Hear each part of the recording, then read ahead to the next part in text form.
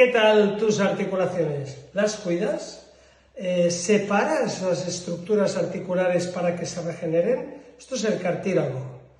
Aquí es sin hacer nada y la cantidad de sangre, de líquidos regeneradores que tiene es esta. Pero en cambio, aquí le aplico una fuerza y especialmente una descompresión. ¿Quién ha tomado más líquido que ayudará a regenerar? ¿Y esto cómo se traduce en la práctica? Muy fácil.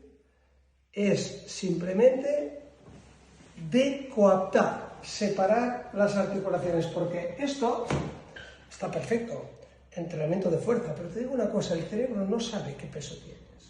Si en lugar de 5 kilos le pones un solo kilo, pero tú haces la misma tensión, isotensión sostenida,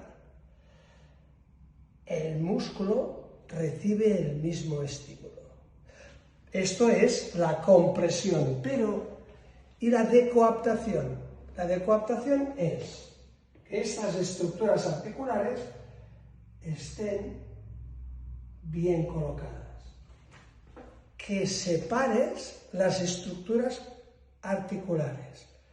Esto es también una parte de mi sistema de entrenamiento inteligente, entrenamiento de fuerza con sentido común, con sentidiño, como decimos en Galicia, entrenamiento del tono muscular, porque es al mismo tiempo que entreno tono muscular, y entrenamiento de la postura, de el cuidado de las estructuras articulares.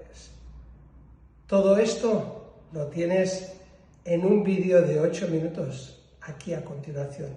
Escúchalo.